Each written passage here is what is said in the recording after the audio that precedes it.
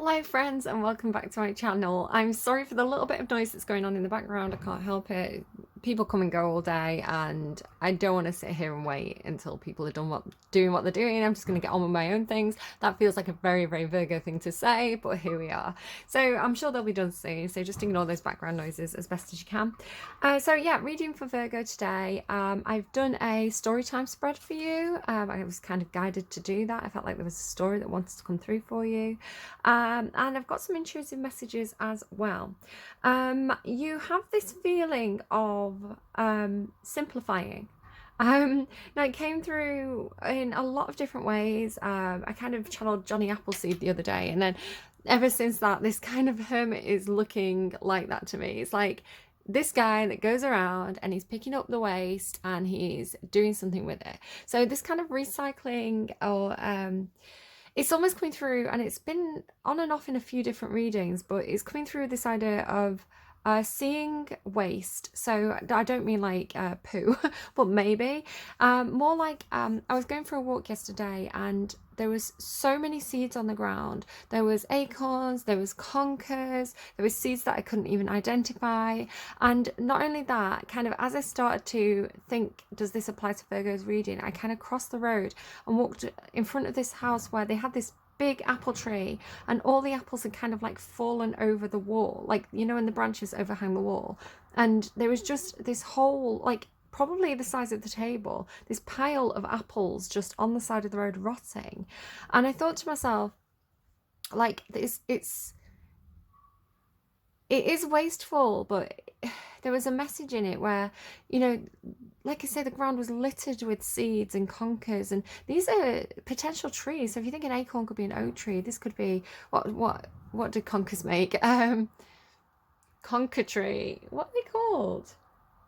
I know the word, chestnut, is it a chestnut tree? Like these big trees that they can sustain so much life and they're so good for the environment. And all these attempts, like from one tree, like hundreds of attempts to create, like to replicate itself, right? To survive. And then I was walking around with this conker in my hand, and there's some massive ones, like this one's quite big, but there was like, I've been finding really huge conkers and like huge acorns this season. But it was like I was walking around with it in my hand, and kind of like as I was doing this, it was kind of like warming up in my hand. And I thought, well, this is what it needs, right? It needs to, yes, be buried in the earth and have those nutrients. But yes, it also needs warmth and it needs sunlight to activate its potential. And I thought maybe this is like talking about children, right? It's like every single seed or every single person, every single child has the blueprints of what it could be. Like inside this seed is a whole tree, right? It's like it just knows how to grow. It knows what it's going to become, right? Or the potential of what it could become. But then, like, there's so much wasted potential in life. There's so many, you know, if this is talking about children, they're the children who don't receive the warmth and the sunlight and able to grow and reach their full potential. You know, the people in society who get tossed to the wayside like they're nothing, right? So why is it that some are lucky enough to receive that, you know, the perfect conditions and the perfect, you know, the love and the warmth and the nutrients and the support, and, you know, why is it that some people fall into the perfect place when every single one of these by itself is viable? So there seems to be some kind of message in that as well for you, Virgo. But also it's like, again, it's this feeling of like being on a walk, you know, looking at the ground, looking at, you know, all the leaves as well, and it's going into autumn. It's so beautiful. So now all the trees are changing color, and I was thinking about like all these big British trees, so like the oaks, the acorns, the acorn tree, the oak trees, the chestnut trees, and then like the ones, like, what are the ones with the leaves where it's like a hand shape and they're like big and they're so beautiful. So I was like looking at all these like big red leaves, and, you know, the changing colors, the kind of browns and oranges, you know, right? We all went to high school and did those hand leaf paintings, like, you know what I'm talking about. And then just looking at how beautiful nature is. So it does have this kind of feel to it of like, you know, he's looking at the ground, but he's kind of also at the same time kind of lost in his own thoughts. So it's like seeing something and it So maybe it doesn't have to be leaves and seeds and things right for you. It could be seeing something that's a part of nature and then ruminating on it, pulling the messages from that. So you've got animals over here in your reading. So again, it could be like the behavior of perhaps your own dog, right? Like, and how your dog behaves, and thinking about what that means in terms of like nature. My throat is getting really, really sore. So that could be throat chakra things, that could be talking about things. You've got NDA by Billie Eilish as one of your songs. So it could be that you're having trouble talking about something, perhaps because there's legalities involved, but my throat chakra is so sore right now. But yeah, this thing about, it's like it's sparking an idea for you, because you have this stuff about bring your ideas to life. So it's like you're seeing like the wasted potential, or like the stuff that nobody cares about, or the people that nobody cares about, as potential, right? It's like, I could do something with this. I have an idea here. Now it's coming through in my reading as so because I got another message as well. I was kind of on Twitter and I saw this news article talking about plastic wastage, particularly like plastic bottles. So I drink a lot of bottles of water. I do go through a lot of plastic bottles. However, I'm very, very careful to make sure that I actively recycle. Right, I always put my plastic bottles in the recycling. I put my recycling out. You know, it's like, I think I'm doing the right thing. But this article that was actually in the newspaper was saying what's happened is we used to send all our plastic recycling to China, who dealt with it really quite well. But China kind of said, right, we don't want to take it anymore. So we, as in the UK, had to find a different place to send all our plastic recycling. And it's been going to places like Cambodia, Indonesia, and like that kind of area, you know, around China, but you know, smaller countries. But the problem is their waste management programs are not they're not up to the requirements. So it's not, I don't want to say it's like bad or badly managed or anything like that. It's just, you know, they're getting overwhelmed with you know, they've bitten off more than they can chew, or you know. So what's actually happening through, I mean, maybe mismanagement, or maybe just underestimation. A huge amount of plastic waste is ending up in the oceans in the South China Sea. So it's actually really damaging to the environment of the sea. So people like me are thinking they're doing the right thing and being encouraged, you know, to, you know, recycle your plastics, do right by the environment. Of course, it'd be better if I wasn't using the plastic bottles in the first place. I understand that. But it's like, if you're going to do it, at least do it the right way, right? And it's like this incredible amount of guilt on me now to be like, well, actually, I thought I was doing the right thing, but I'm not doing the right thing, right?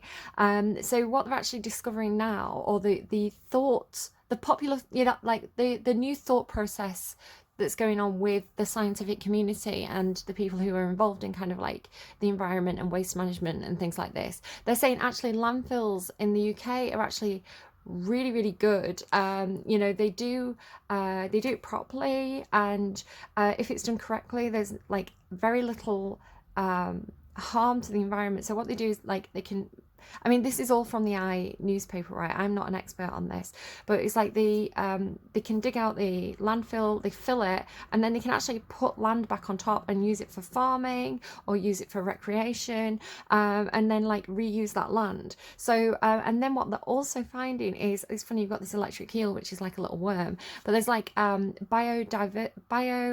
bioengineering techniques now, where they're discovering things like fungus and insects and worms and, you know, microbes that can actually break down plastics and turn it into something that's not harmful. And it's also, it could potentially be like the new diamonds, right? If you think about how, you know, the trees fell and got crushed and turned into diamonds, it's like there's potentially like a new resource that could be made from like this change in the way that we're behaving as a human race, right? We're changing the earth in a different way, and there's potential in that we haven't explored yet. So there's this rethinking, which you have this hangman here, which is literally, it's the meaning of the hangman card. It's funny because I was getting all this stuff on my walk, and I sat down and pulled your spread, and it's kind of, I can see a lot of the stuff that I was thinking about in my walk in your reading. So that's kind of why I'm talking about it. So this Hangman card, turning things on its head, looking at something from a different perspective, is exactly what I've just talked about. So it doesn't have to be plastic recycling, right? It's anything for you. But it does seem to be like, if I really, really generalize, it's like you have, in your process of deep soul searching, in your process of, I don't know, going for a walk and just letting your mind run, you've spotted something, and it's like, it's something that is seen as waste by everybody else. It's like going ignored, or it could be a person with wasted potential, right? It's something where it's seen as a waste product. But again, like Johnny Appleseed, right? So the story of him is he went around, and all these people who were like making, I guess, cider, they were like crushing the apples, but they had all these seeds, right, that were a waste product, and he would buy the seeds or take the seeds off these people's hands, and he would make them into, he would go around and he'd sell the apple seeds so that other people could farm apples, right? So it's like he took this waste product from the apple production and then made a profit on it. And I see that you're having an idea here like this. You've also got time for a beginner's mind, right? Time for a beginner's mind, which is talking to me about like the seed of an idea, the potential of something. That's really left a mark on there actually now. But that's exactly what I'm kind of saying though, right? It's like time for a beginner's mind. It's like you've got this, it's got this feeling of like starting from scratch, or starting from the beginning, or starting from going back to the potential. So you could be going from some kind of situation where you had the 10 of Pentacles, which is kind of like secure, something that you've built up, something that's secure, something that's, it's comfortable, it's stable, it provides for you, back into, which is kind of coming through with the imagery of like a full oak tree or a full chestnut tree, right? A big tree, but you're going back to the start in terms of like you're taking something from that 10 of Pentacles, and it could be like a reinvestment, right? So you've got some kind of business that you've built up, but you're taking a small chunk of money out of that business to start like a new branch, like it could be like like Starbucks, right? Starbucks started out as one shop, but then it's like now a big massive enterprise, right? So it could be like you're opening a new shop, something like that. Just kind of thinking about Virgos that I know there for a second. So yeah, like time for a beginner's mind, and there is always enough. So don't worry if you've lost a 10 of Pentacles, perhaps, I know, and if this is your situation, it's heartbreaking to me, and it frustrates me that, in this day and age, these kinds of things happen. But we're in hurricane season. We've just the world has just experienced Hurricane Ian, and then you look on the news and you see people who have lost their entire livelihood. People have lost their farms, their businesses, their homes, and it's like they're starting from scratch. So like I really, really hope that insurance is covering that, and if insurance isn't covering that, I really hope that the society in those places is banding together to build the funds to support those people as they start again. But it could be a situation like that where it's like you're starting again, and even though, look at this Ace of Water as well, it's like carrying this new thing, and it's like, even though perhaps, yes, you may be able to start again, yes, you've got the insurance payout or whatever it is, it's like it doesn't, I don't want to say it mitigates or softens the blow of losing everything you had, because that is so traumatic, right? It's so traumatizing. It's so demoralizing to be like, I have to start again from scratch.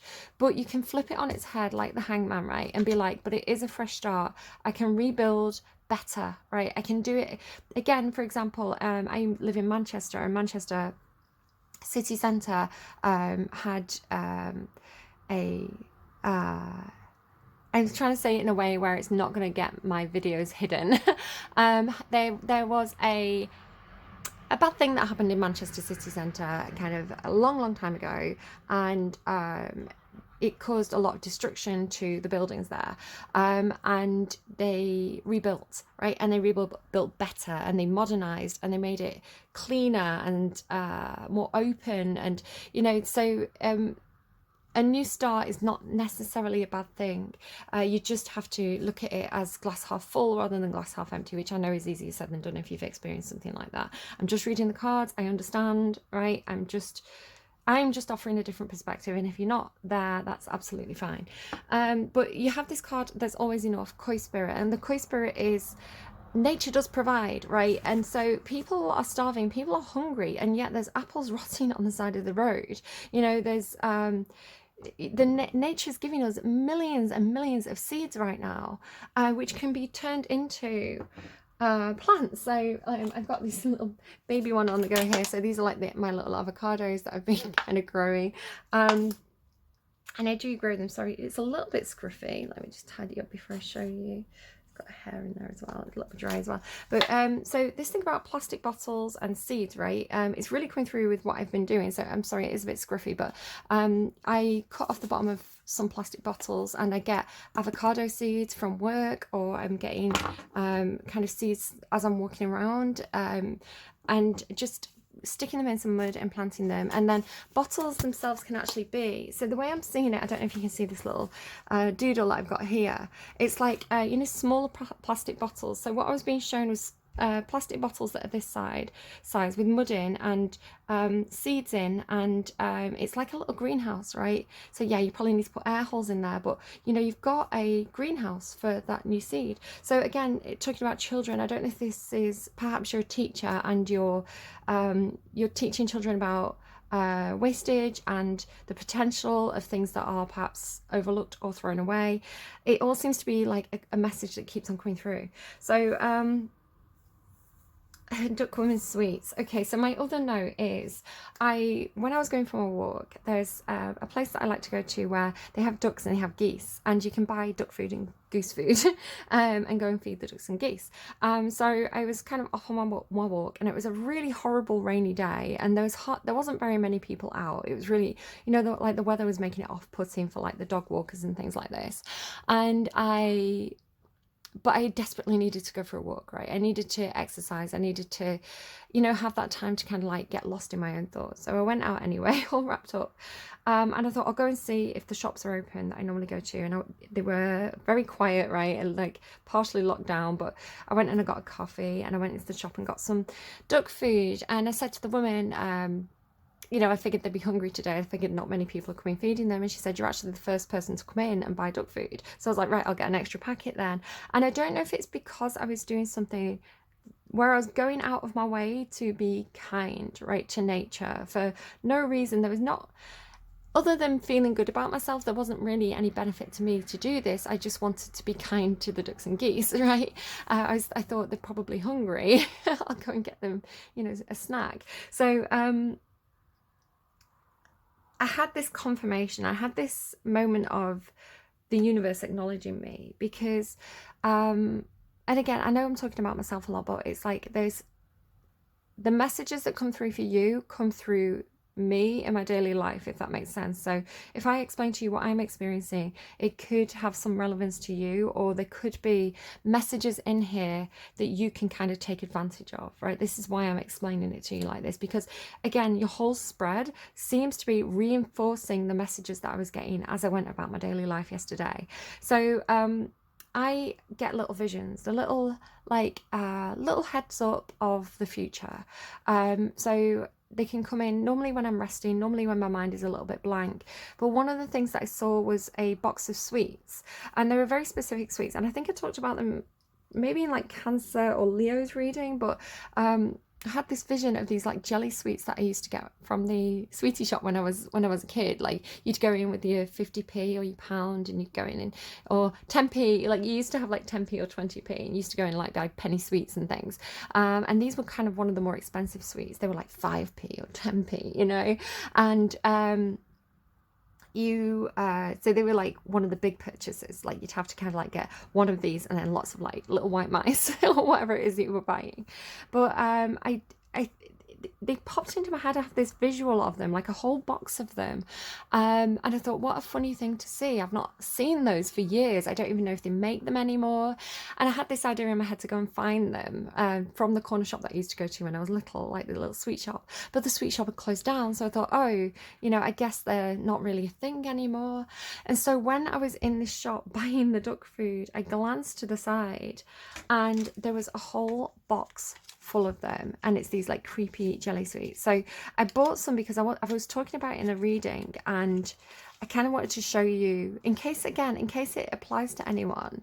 Like, I don't know, they were 20p each. Is like, what's 20p anymore, but yeah, this whole box of them, like, this is what I saw. And so I was in this shop buying the duck food, talking to this lady, and I looked down and I saw them, and it had this huge impact on me. I was really taken aback by it. I was like shocked to see them there. It's almost like running into someone and being shocked to see them.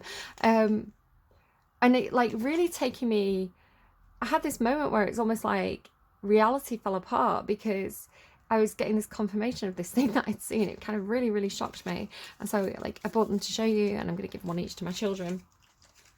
But again, it's like, it could mean something to somebody. Creepy jelly. Kind of makes me think of creepy pasta. Okay, and I was calling myself the crazy duck woman. I was like I was telling her this story. I was like, I'm so, because she noticed me kind of being shocked by these sweets. And so I was like, oh, I'll kind of explain to her. And I was like, I know I sound crazy, but I was just that shocked by it. So yeah, I don't know, but it's like you're almost not caring what people think, I want to say, because as I sat down and kind of started to get songs for you, like randomizing songs on Spotify, you got the Potato Song by Kesha, which is such a fun song. If you don't know the Potato Song, please do go and have a listen, in a very kind of like child, in a playful way. It's a very, very playful song. I'm gonna get the lyrics up, but it's almost like this moment of like regression, where it's like this childish moment of Virgo, and it's like, I'm gonna do this because I want to, like, because I want to, like, I'm gonna go and build sandcastles, I'm gonna go and do this because I want to. It's like stamping your feet. So don't know where I'm going, but I know I'm always rushing. I never get there, and I forget where I've been. I'm so stressed out on the daily, Virgos. It's quite the shitstorm. All the psycho voices always yelling at me in my head. I'm over the drama. I'm moving to a distant island where I'll sleep all day if I want to. I'll grow some potatoes and some flowers, and then I'll make sandcastles, and then I'll eat some cake because I want to. La-di-da-di-da. So it's so funny. It's such a funny song, but it's like, it's really giving me your energy. It's like, I'm done with this. I'm done with this BS. I'm done with this, like, corporate lifestyle. I'm done with the hustle. I'm done with the rat race. I'm moving to an island. I'm going to build sandcastles and plant potatoes because I want to. Like, that's my life now. Again, it could just be a dream in your head, but you've got this bring your ideas to life, right? Electrify those ideas. These are divinely guided ideas, I want to say, especially if you're doing something to do with, I keep getting this thing about like planting trees, right? Like, and taking an environment perhaps that's dilapidated, or where nature has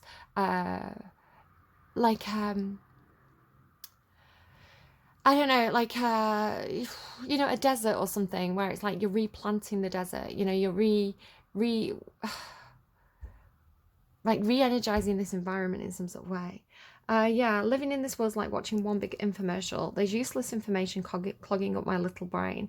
I used to think my Gucci bag meant my shit was together, but now I see growing up as a game I don't want to play. I'm over adulthood. I'm throwing all my big girl panties in the garbage can because I want to. I'll be out riding my pony until it's time for candy, and then I'll be naked because I want to. So it's like, it's so good. So she asked this question: what would you do if you could do anything in the world that you wanted to? What makes you happy? Virgos, what makes you happy? Do what you want to do. There ain't nobody stopping you. So it really felt like it was for you, right? It really, really reinforced everything that was kind of coming through in the reading. You also had a Wild Wild West, so maybe some of you, it has that feeling with the Crown Games here, it has that feeling of like Gold Rush, which also gives me that song Taylor Swift, Gold Rush. She's like, I don't like a gold rush. So and I do get a sense of that here as well. So I don't like a gold rush. Let me just get the lyrics up to that. Because you have this thing, hang on, Gold Rush, Taylor Swift. So there could potentially be a person up here, and I will explain this better in a moment, who has a lot of admirers, right? They have a lot of people around them, and the Gold Rush is talking about a person that's everybody's flocking to, this kind of flocking energy. Gleaming, twinkling, eyes like sinking ships, on waters so inviting, I almost jump in. But I don't like a gold rush. I don't like anticipating my face in a red flush. So this King of Fire seems to be somebody that you're very, very attracted to. They could be very sexy, very magnetic. I don't like that anyone would die to feel your touch. Everybody wants you. Everybody wonders what it would be like to love you. Walk past, quick brush. I don't like slow motion double vision in a rose bush. I don't like that feeling. I don't like that falling feels like flying till the bone crush. Everybody wants you, but I don't like a gold rush. What would, sorry, tripping over my words. Maybe this person makes you trip over your words. Like you get all like flustered around them. Feathers in your hair, right? I'm sorry, I heard feathers in your hair, and that's a thing in your reading, so I'll come back to that as well. What must it be like to grow up that beautiful, with your hair falling into place like dominoes? I see me padding across your wooden floors with my Eagles t-shirt hanging from the door. At dinner parties, I call you out on your contrarian shit. And the coastal town we wandered around never had seen a love as pure as it. And then it faced to the grey of my day-old tea, because I know that it could never be.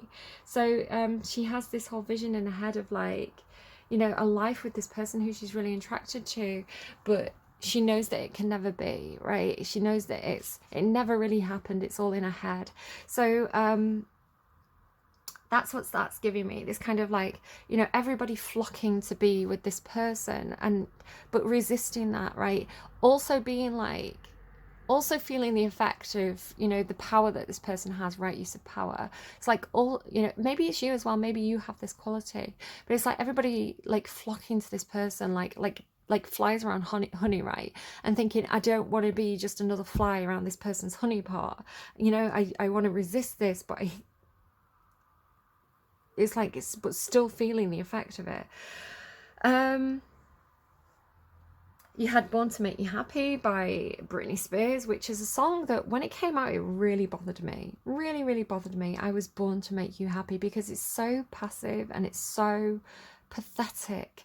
And yes, it's a very sweet sentiment, but at the same time, it's pathetic, right? It's like, I don't want to ever be that person who's so sycophantic because she has someone up on a pedestal that she's saying my whole life was just to make you happy. It's sickening to me. NDA by Billie Eilish, Because the Night Belongs to Lovers by Patti Smith. Maybe this person's wanting you to keep it quiet, keep it under wraps, keep it hidden. That's a warning sign, I'm not going to lie. And Music to Watch Boys 2 by Lana Del Rey. I was sent to destroy. So, okay. Cards then. There's always enough koi fish spirit. So any of these numbers as well, 36, 48, 12, any of the numbers that pop out to you, just take that as a little signifier if it means anything. If it's your age, if it's your birthday, if it's where you live, just watch out for the number patterns. If anything jumps out to you, it's speaking to you through your own intuition. Koi spirit is, koi fish talk about abundance, having lots of money, having lots of luxury things around you. So you may not be like the richest person in the world, but you may have some level of comfort that's keeping you somewhat satisfied, right? And you may be concerned about, if I go for this new thing, if I go for this opportunity, if I take this offer, if I run with this idea, is it a threat to my security? And the koi fish card says there's always enough. Don't worry, the abundant universe does provide. Just like the example that I said about, you know, that one apple tree had made so many apples that people just, like, there were more apples there than people could clearly eat, right? Or that people were able to take. So nature gives us everything that we need, so why do we make it so difficult for ourselves, kind of thing. So there is always enough. don't worry about money and things. Money will come to you in surprising ways if you trust the universe and if you manifest correctly. Time for a beginner's mind.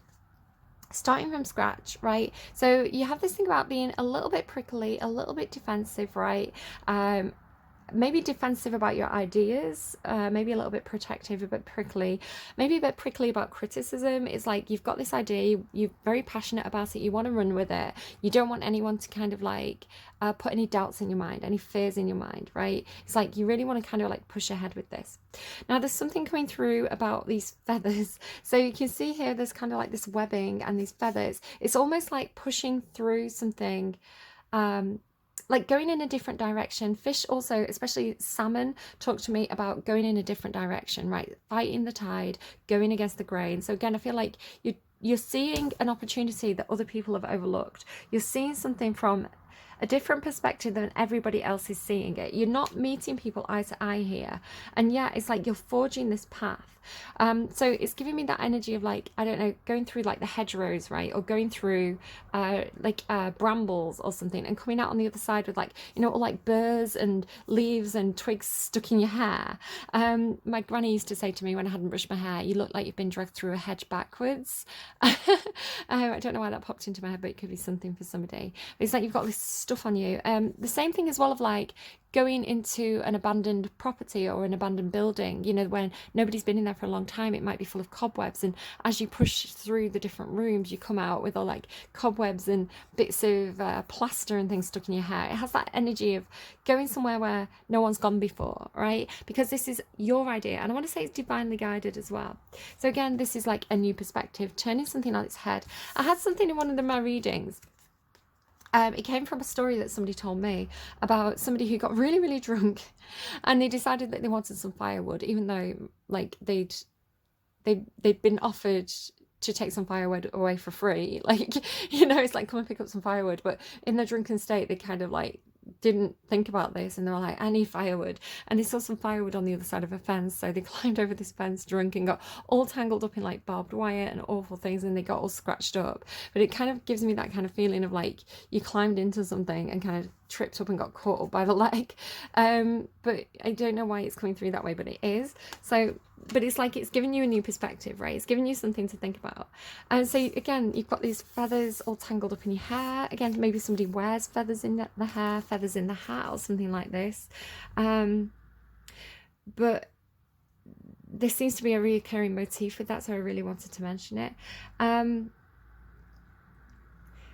So in doing this, in having this idea, in setting your course, resetting your course in a new direction, right? It's like using your own inner compass, your own ideas, your own messages from God, from the universe to know which direction you're going in. And then you're really, really being encouraged to bring your ideas to life, right? It's like with the electric eel, it's like you're electrifying.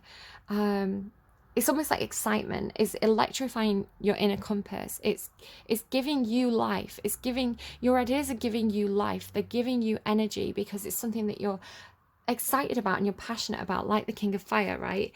He has a lot of passion and excitement. It's attractive. So bring your ideas to life. You have this teachability card. So it's like trumpets and things always talk to me. I know it's like a flute or something, isn't it? Or an oboe or something like oboe. I bought my dad one once. Is it an oboe? The native Australians play it. It goes like whoa, whoa, whoa. I was like, it's a very unique skill, and perhaps this is part of the message. So I bought my dad one. Oboe? It's not an oboe, is it? What's it called? I don't know. It's like a big, massive tube, and it's painted beautifully, like this like dotty and like, I don't know, beautiful design. I don't know what you call it, like a batik or something. I don't even know if that's right. But it's just like a massive tube, and you blow through it and it makes this like whoa, whoa, whoa sound, and it's you have to do it continuously. So you have to learn the skill where you breathe in and out constantly at the same time. It's like you're constantly breathing in through your nose and out through your mouth, and I've tried to do it and I can't figure it out. It's like a practice skill that you have to learn. I don't know, maybe somebody plays like a wind instrument and you've got this skill, I don't know. But it's talking about teachability, right? It's saying bring your ideas to life, be teachable. Now the wonderful thing about this pairing with the hangman and the hollow bone teachability, the hangman talks about breaking out of the boxes, seeing the potential things, seeing opportunity, growing through like novelty, growing through doing things a different way. Very, very Aquarian energy. Perhaps you've got Aquarius in your chart, but it's like with that kind of very open, rather than being closed-minded and being like, this is what I know, this is the tried and tested way. It's like, okay, let's try out these new ideas, let's give this a go. It's an energy of like discovery and potential, like seeing the potential in things, right? So it's like saying be open to learning. So again, if you're a little bit prickly about your ideas, if you're a little bit, you know, keeping this dream of yours close to your chest and close to your heart, and it's like you're very prickly against criticism, just be wary that you are remaining open to, it's like drop those defenses, because I want to say there's people around you that can help you and support you, right? There's people who can perhaps yes, your idea is your own, but there could be people around you who can give you business advice, or they can give you, you know, advice on specific, you know, what trees or what plants are going to be the best to use in that environment. It's like, be open, let people, if people are trying to give you advice or mentorship or guidance, like be open to that. I had kind of that lesson myself yesterday where somebody was really trying to help me with something, and I felt really resistant, and I was kind of like, I'm not used to people being nice to me. And I think as well, like if my Virgo boss happens to watch this, I had a similar thing with her as well, because my previous job to where I work now, it was it was a very different energy. I got used to being criticized. I invited criticism. I do invite criticism in because I think criticism helps us to grow. But I had a really thick skin because of it, right? It was like my name, like Cinderella, came from that job, because I was basically playing a very Cinderella-like role where I was really doing a lot of the hard work, a lot of the graft. I had that 10 of Wands feeling of like everything being on my shoulders. And of course I wasn't doing everything, but I was doing a lion's share of work, and not really being paid, or I was doing more than I think. I was being taken for granted in a very Cinderella-like way. So one of my friends, one of my colleagues who I used to work with, would sing Cinderella, Cinderella to me. Night and day, it's Cinderella. Because my boss would always be like, do this, do that, do this. So it's like I came from this environment where nothing was handed to me on a plate, right? And you know, nobody was doing me any favors, and I was working really, really hard and not getting anywhere.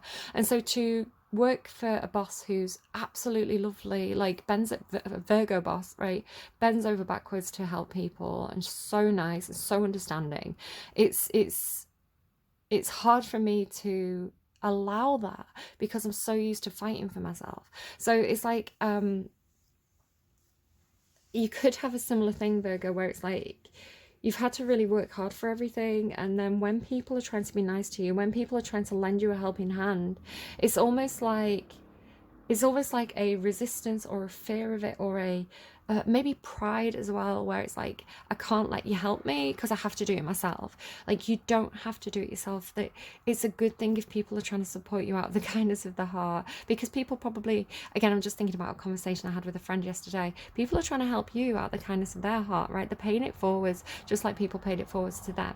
So it's like I feel like there's a message here in that for you as well, Virgo, where it's like soften up a little bit, try not to be so defensive, try not to be so protective over your ideas, and invite in the kind of constructive criticism and the supportive advice, and don't see it as people trying to belittle you, because it's not what's happening here. It's almost like getting a taste of your own medicine, because Virgos are the big on the critique, generally speaking. Okay, let's keep going. So crown games, right use of power, ace of water, king of fire, dog spirit, and Pachamama. So I'm going to go first to dog spirit and fox spirit. Now this is really fascinating to me because these are two animals that kind of popped into my mind as I was walking. I was given this situation of a dog that was chained. Now I didn't see in real life a dog that was chained. It was just, again, as I walk, as I let my mind drift, these things come to me, like how I just saw an image of these and then I encountered them in real life really unexpectedly and really surprisingly.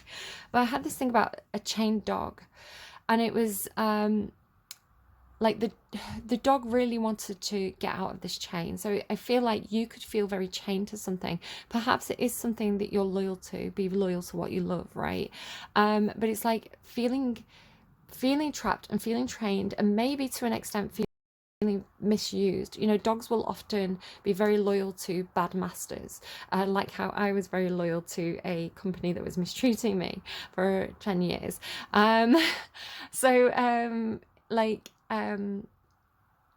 because that's all they know, right? That's all they know. That's there's a fear of the unknown. So even if you're in a situation that's bad for you, you know, if it does give you a level of comfort and support, you know where your food's coming from, you know you've got a roof over your head, you know I'm reading Wuthering Heights. It's that kind of thing of like being in a bad situation but it's still home. So that's kind of what the dog's kind of saying to me as one of the messages. So this chained dog really wanting to get away, really realizing, oh, I'm in a bad situation here, but it doesn't have the intelligence, this dog in my vision, to know how to get out of those chains. So what it was doing, and trigger warning here for distressed animals, it was biting the chain, right? It was trying to gnaw through the chain, because the chain was the thing that was trapping it, and its mouth was getting bloody and its teeth were getting broken in this vision, and it was distressing, right? The dog was distressed, but it didn't know any better. It just wanted to get away from the thing that was trapping it. So in the vision, I was also shown an example of a fox or a wolf, and it's funny that you have this fox here. Now foxes and wolves, and I know that some dogs can be very intelligent, but it was just being given to me this way. Now foxes and wolves are these wild animals, right? So they have the wits about them more. They have this survival instinct, where they're very, very smart. So if you've ever watched a fox, you know, they will very, very intelligently and very craftily kind of like weigh up a situation. You know, they skirt a situation, they look at it, they look for the opportunities, they look for the weaknesses. And so I was shown the comparison with this dog that just was desperate to escape in a way where it just didn't know how, right?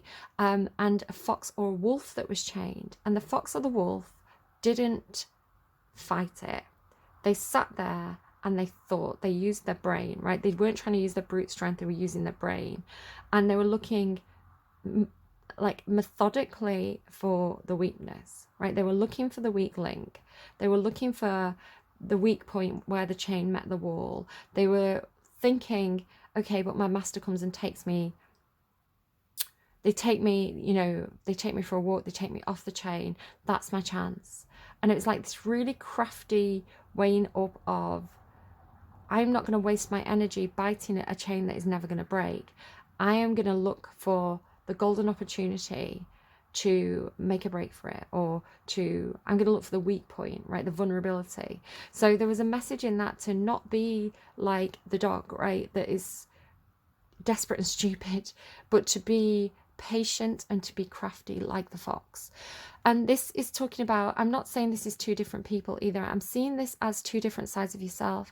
The trained part of yourself, the part of yourself, the anima that we show to, no, not the anima, the persona that we show to society, right? The part of us that is like, I'm an upstanding citizen, I follow the rules, I do what I'm told to do, I do my job because I'm a hardworking employee, I am loyal to this partner or these friends who mistreat me because I'm a good person, right? It's like trying to fit the mold that society has defined for you. And there's nothing bad about that. I'm not criticizing that. I'm saying that that is something that humans do, right? We have that front facing part of ourselves that is tamed. It's tamed by the rules of society.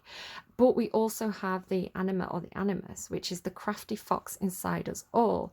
So somebody may have Aquarius, Gemini placements, kind of coming through strongly, but it doesn't have to be for everybody. This crafty fox inside us, this like, I'm hearing residual and sentient, but they're not the words I'm looking for. This kind of like sleeping caveman, if you want to put it that way. This sleeping warrior inside us that is like, do you know what? If society fell down, I would have to be the fox again. You know what? If the rules were no longer applied, I would have to think on my feet. So it has that kind of feeling to it. It's like this part of ourselves that's kind of bestial, it's kind of wild, but it's also there to protect us when we need that protection. So that's what's coming up with the story of the fox and the dog, which came through in my walk, and then it's here in your reading.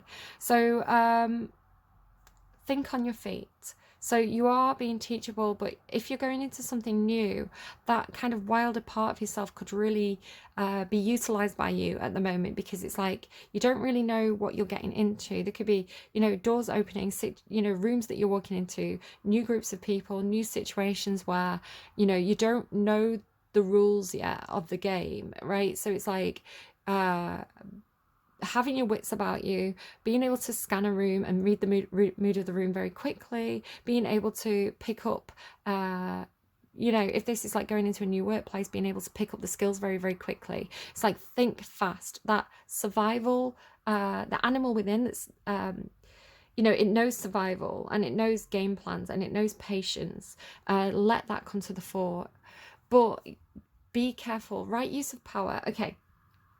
Let me just touch on Pachamama. No, actually, which way around do I want to do this?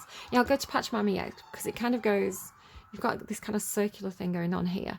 So Fox Spirit next to Pachamama. Pachamama is like exactly what I was talking about, and it's so satisfying for me when the cards reinforce what I've been picking up on intuitively, because this is a card all about being really connected with nature, really understanding, really learning lessons from nature, you know, from watching animals and the relationships between animals can teach us about, oh, what is that? They're showing me a clip from a film.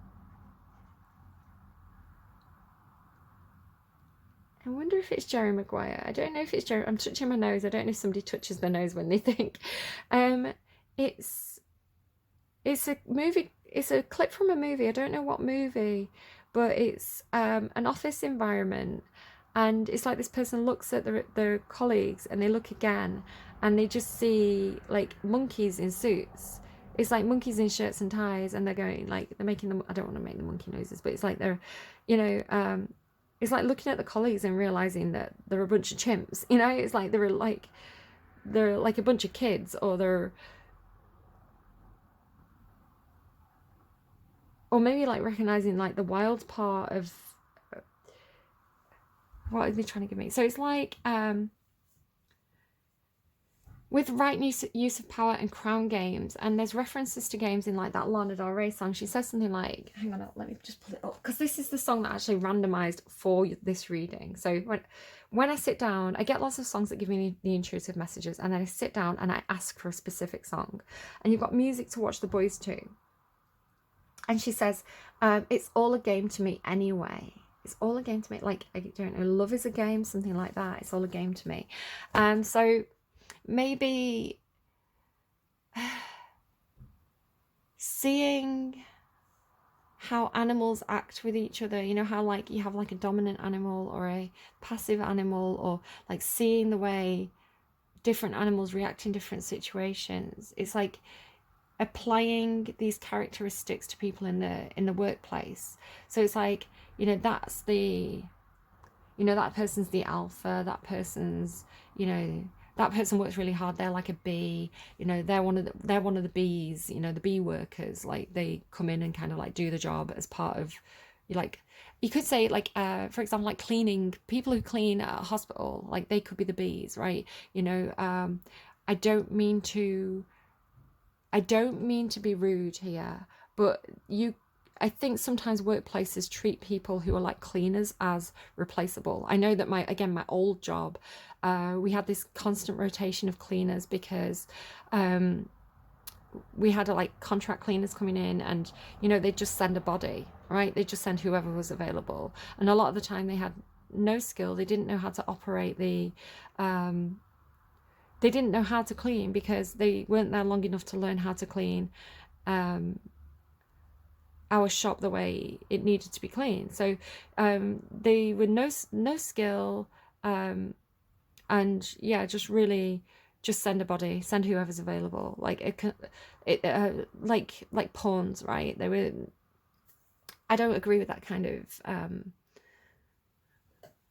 those kind of business practices. Really, I don't think it's fair on workers. And because I would go in and I'd open up the shop. I'd get in at, you know, sometimes like 5 o'clock in the morning.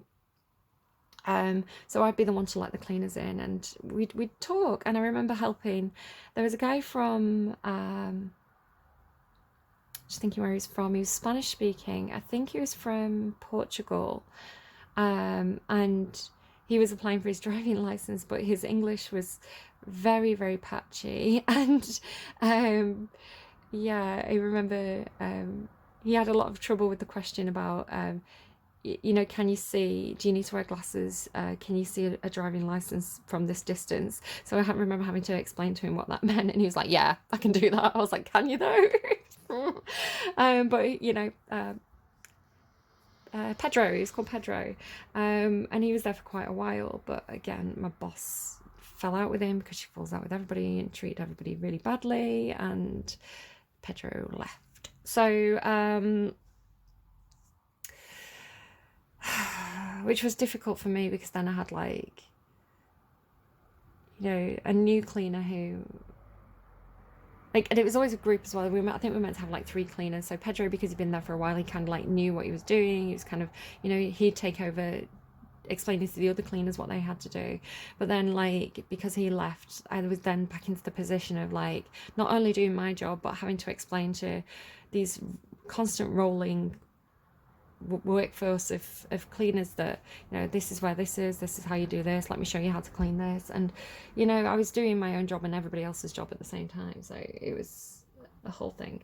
But anyway, again, that could be a message for somebody, somebody could be taking something from that. But again, it's that idea of, like, I'm seeing a similarity with, and it's such a repulsive idea to me, like this idea of disposable people, right? It's like, you know, the apples, or the, you know, the seeds, the wasted potential. Like, there's so many of them that, you know, nobody invests in them, nobody nurtures them, nobody, you know, it's like, right, okay, so that seed goes bad, I'll just get another seed, right? You know, who cares if all those apples fall off the tree? I'll just get another apple. So it's like, it's this horrible disposable workforce. And again, going back to, I was talking in one of my readings about COVID and how that really taught us the importance of some of the key workers that, you know, perhaps weren't paid enough, and, or, you know, delivery people. That you know, made a lot of questions. So crown games, right use of power. So perhaps if you are setting up your own business, you want to do it properly, like my lovely Virgo boss, right, who does not treat people like disposable. This is the thing about Virgos. You can often be or Virgo placements. You make one of the best leaders, because you lead from the middle. You lead from being part of the group. And you're very reluctant leaders as well. You never see yourself as a leader, even though you're such natural leaders. It's like everybody gravitates towards the Virgos. And I know this so much. Like, I see this, you know, in different workplaces. I see this with my, you know, the people around. Like, so many Virgos look after me. But, like, they're naturally charismatic, right? Ruled by Mercury. A team player. They know how the job is done. Oh, excuse me. Okay, so story time. In somebody else's Libra reading that I was watching, they had this card that's called Unexpected Visitors. And I'm not a big fan of unexpected visitors usually. I'm like, oh, don't pop around when my house is a mess, kind of thing. But I was like, oh, I wonder if I'm going to get an unexpected visitor. And I just did. And it was a nice visitor. So that was nice. Okay, so It's like I hate that card though because it makes me worry. I'm like, oh my god, who's going to pop round? Right, okay, so Pachamama. So this talks about being very in line with the environment, being in line with nature, understanding the rules of nature, you know, understanding the why people act the way they do, why the animals act the way they do, why, you know, being very observant about why and how, excuse me, nature does things, you know, understanding life cycles and all this kind of stuff. So using that knowledge of like your observational skills and your understanding of environments and how people and things interact with each other is kind of like the basis of what you're going to do next, I want to say. So like it is your power to do that. Now there's this thing here with this King of Fire. I want to say that this is you, potentially. It could be you. It could be somebody that you're very, very attracted to. It could be both. So take it as it resonates, leave it if it doesn't. Now, this thing about, like, you know how I was saying, like, running through the brambles and getting all, like, leaves and feathers and twigs in your hair? It's like almost, again, maybe this is like something you did when you were a kid. Like you were a kid, you ran through the bushes, you'd always come back and your grandparents would be like, you look like you've been dragged through a hedge backwards, and you were like, I did, lol. It's like this part of your nature is now becoming your crowning glory, because you can see how where there's all like feathers and twigs and things here at the start of the reading, there's, after this crown card, there's all this crowning happening. So if I show you each card individually, this guy has this kind of like, it's almost like a flower or a sun crown, right, on his head. Like you see almost as well like these kind of like spider webs and things on his face. So it's like this, taking these materials, taking these bits and bobs of nature that nature's kind of gifted you and turning it into your crown. It's like creating something from nature, a little bit like how kids go and they pick up leaves and then they do like the leaf paintings, and then you get like one big painting that's all these lovely autumnal colors. It's like you're taking all these bits and pieces, and it could be symbolic of information or skills or knowledge, and it's becoming kind of like your crowning glory. Because look, here he's kind of got this flower crown, kind of making me think of that film Midsummer a little bit, all this crowning. Here she's kind of got this, like, again, this kind of whole flower crown going on. So it's like, I don't know, like becoming May Queen or something like this, maybe. But it's like this is your power, but be careful with it, because what I see happening here is there's this thing happening about like feeding the birds, right? Especially in these two cards, but it's like you have it here as well. So it's like you see how it's almost like when you have something in your hand, right? When you have bird seed in your hand, have you ever had this experience? I like feed the birds and ducks and things quite a lot, but it's like you know, you can sit there, depending on how familiar the animals are to you and how tame they are, you can sit there with like the seed in your hand, and you might find like a flock of pigeons will come in and like they'll perch on your arm. I've put pictures of me doing this on social media. Like they'll actually stand on your arm and stand on your hand to be able to get to the seed. And I go and as well, and like I feed the geese, you know, I feed the geese and I feed the ducks. And so in the local park there's the geese this year, I've been feeding them since they were very, very young, like goslings, like the little grey fluffy things, and they would come over really nervously. And then, of course, the older geese would come in more confidently and kind of eat out my hand. But it took a while for these younger geese to kind of like come over. So the first time I went, they wouldn't eat out my hand. The second time I went, they would.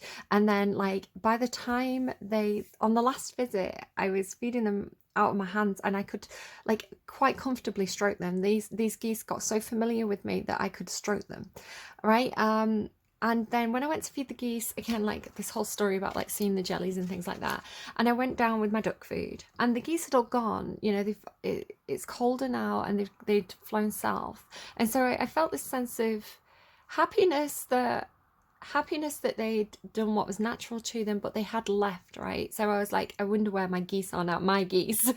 I wonder where my geese are now. So but it has that feeling to it, right? Of like perhaps you go out and you feed the local kind of like wild cats or something, or you go out and you feed the foxes, or you feed the birds, or you feed, you know, it could be your pets, it could be wild animals. It has a sense of wild animals, like wild animals learning to trust you, becoming like less wild and more tame. It's like you are, through love and passion and warmth, you know, like I was saying, like the warmth is warming up this seed. It's like you're attracting this energy to you. Now again, this could be people, because do you see here how it's like the Ace of Water, right? It's like this is one of these creatures that's coming to eat out the palm of your hand, right? It's like you're sat there quietly waiting for these creatures to come in and trust you.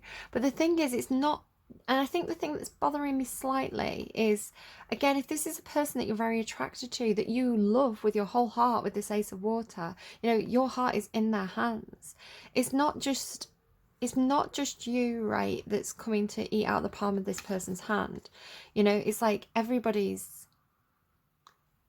you're not the only one, right? You're not the only one that this person's attracting. So I don't know if there's a message in there for that, where is this person trying to tame you? Is this person trying to tame your wilder nature? It could be a Leo, by the way. It's like you come in with this offering, like offering this person something and then eating out the palm of their hand. But these people are coming with love. These people are coming with, oh, this is a new friend. This is a new, because aces are new and water is emotions, right? This is, it's like you're bringing your love to this person. And then this is turning into an abundance of love for this person. You know, it's like this person's cup is overflowing, you know, because so many people love them, is the way it's coming through. So it could be a Leo, it could be somebody in a position of power, you know, like how people come and pay tribute to the king kind of thing, right? It's like this person's meant to be adored, this person's meant to be loved, it's their destiny. Maybe someone has Leo North Node or something, but it's like,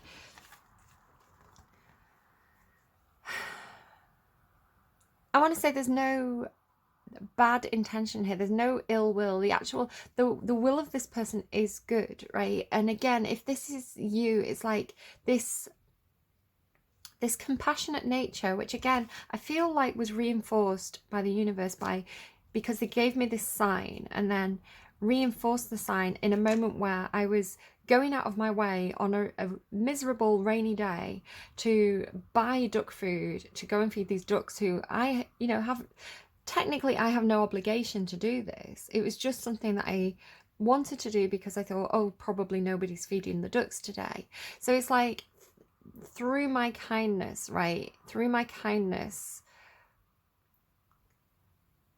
or like that was what my motivation was. My motivation was kindness. And perhaps, you know, it makes me think of perhaps somebody who's a bit older as well and a little bit lonely, and they get a lot of companionship from animals. They get a lot of, you know, it fills up their cup, you know, to have these creatures trust them, to have these creatures feel safe around them. It's, you know, there is something that's being returned here. You know, there is this cup, this person's cup is filling up through the closeness of these wild animals trusting them. Does that make any sense at all?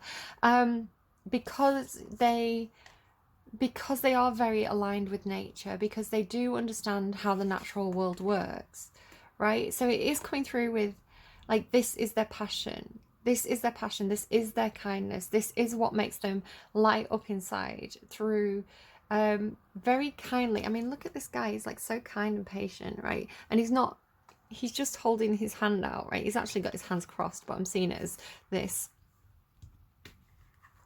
You know, and sitting quite still and allowing nature to come closer, because they, you know, these creatures, they want to be near that warmth. They want to be near, especially like the snake, right? It's like the body heat. It's like they want to be warmed by this person's love and generosity. You know, by taming these creatures.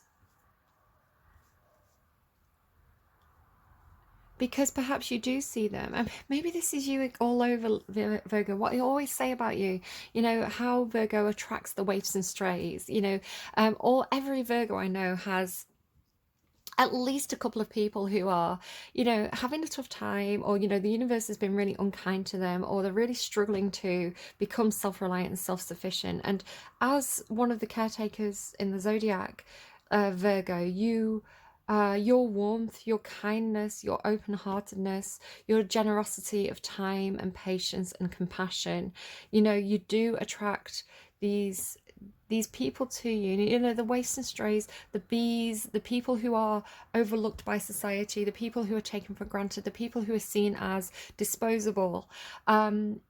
To you, they're not disposable. And then it's almost like, it keeps making me think of Bolingbroke in Richard II. Bolingbroke building his army because he's a man of the people. Like, the people want to be around him. So you now have, I want to say, quite naturally, through your goodness, through your kindness, through your warmth, you've built this group of companions. Again, I think I mentioned Robin Hood and his merry men in Leo's reading yesterday. It's like you've built this ragtag crew of friends, of companions who gravitate around your warmth. Again, Leo is, maybe you've got a Leo placement, like a Leo North Node or something. That's like your destiny, so that would make a huge amount of sense.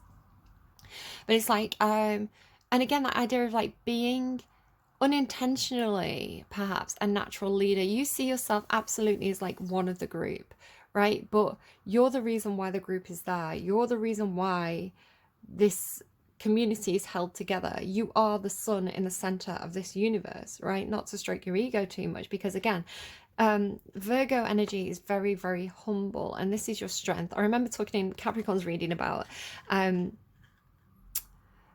be more like Virgo, right?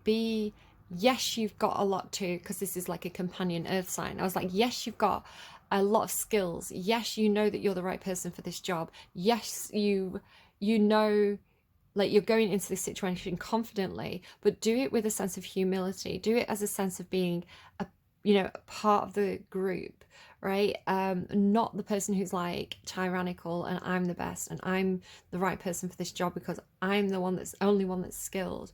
It's like, the message that was coming through Capricorn was like, remember that you are part of a team. Remember the people who got you to the position that you're in. So it's like, I don't know, I love this card so much. It's such a beautiful card. So it's like you've tamed the wild beast of others, perhaps. Like, people feel safe around you. People feel like they can trust you. People can let their guard down a little bit here. People are loyal to you, I want to say.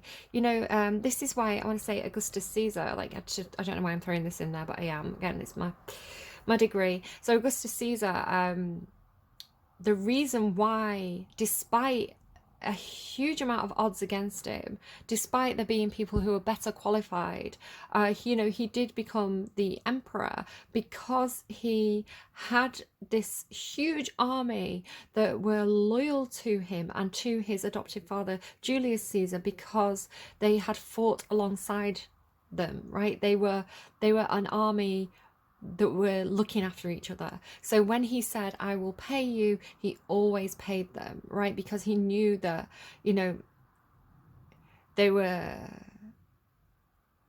he was getting to where he was based on the backs of all these men who were willing to literally fight and die for him. So it was like, but he fought alongside them, right? That was Caesar's thing. So he inherited this huge loyal group of men, who, that loyalty went further than a lot of other factors that were at play.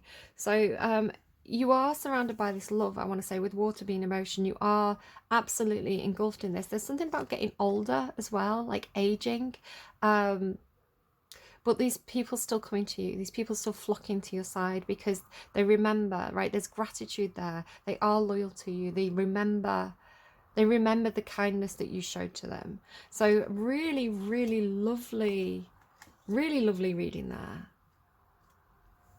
And again, Virgos are so, like, sometimes they give you a tough time. Again, I surround myself with Virgos. So it's like, whenever you, that kind of familiarity breeds contempt. Sometimes I see the worst side of Virgos, but sometimes I see the best side. And the thing about Virgos is they never see their best side. Virgos never, it's like people flock around Virgos, and Virgos with that humility never understand why. It's like they don't see it. Anyone could look at a Virgo and see this, right? And see them as the sun at the center of a universe, you know, as the glue holding society together. A Virgo will not see that about themselves. And it's because they're their own worst critic. Okay, I hope this reading was really helpful. I'm going to randomize a song for you, and then I think I'm going to call it there. These long readings that I'm doing at the moment. It's because I waffle too much. I can listen, a lot of air in my chart. I can talk. You should appreciate that, being ruled by Mercury, because Mercury's god of communication. But maybe your communication is a little bit more precise and effective than my long-winded air sign energy. Okay, so what do we have, please, for Virgo? What does Virgo need to know? Is there anything I missed in this reading that you would really like to communicate? Shake It Off. Is that the Taylor Swift song? It is. It's Shake It Off, which is not, yeah, Taylor Swift, but it's a Sofia Carberg cover, because I've got a lot of Sofia Carberg on my playlist at the moment. So I stay out too late, got nothing in my brain. That's what people say. That's what people say. I go on too many dates, but I can't make them stay. At least that's what people say. But I keep cruising, can't stop, won't stop moving, and it's like I've got this music in my mind saying it's going to be all right, because the players are going to play and the haters are going to hate, and baby, I'm just going to shake it off. Heartbreak is going to break and the fake is going to fake. Baby, I'm just going to shake it off. So that feels to me again about this thing about knowing the nature of people, right? Knowing the inherent nature of people. A lion is going to be a predator. A sheep is going to be prey. There's something a bit rank in what I just said, but you know what I mean. It's like you know, some people are just going to follow the crowd. Some people need a leader. Some people are natural leaders. Some people are you know, I don't know, that like with the monkeys, like some people are the clowns, right? Some people are. Oh, I had something about I had a couple of songs that were about it was like the rodeo clown. So the first song was, I think it wasn't Forever in Blue Jeans. What was the other one? Rhinestone Cowboy. It was Rhinestone Cowboy. And then the next song referenced a rodeo clown, and it was coming through to me with a message, and it was kind of for Leo as well, but I'd already done Leo's reading. But again, if you've got Leo placements or you're on the cusp of Leo, it's like be very careful, because you could be going into a situation where you're going to be in the spotlight in some sort of way, and it's like go into it with knowing who you are, right? With that grace and humility and quiet confidence that Virgo and Leo both share, right? That kind of like, this is my place. I am supposed to be here. I am bringing a lot to the table here. You know, I am the glue that holds this situation together. Don't be careful not to become the clown, right? Be careful not to become like the butt of the joke. But again, if you are that, what was the message? The specific message that came through, I'm just trying to remember it because I was walking at the time. It was like the comparison between them. It's like people cheer for the rodeo clown just as much as they cheer for the you know, the bull guy. I don't know. So it's like if you're the headline act or you're the clown, right? It's like people will cheer for you equally. People love both of these people equally, right? I've not fully thought out that idea. Again, it's just something that popped into my head while I was walking, and it's kind of come back around. It's like what is the message in there? What is the message in that? It's 10:01, by the way, on the timestamp, so watch out for mirror numbers. What is that? What's that message? So what? Hang on, let me just.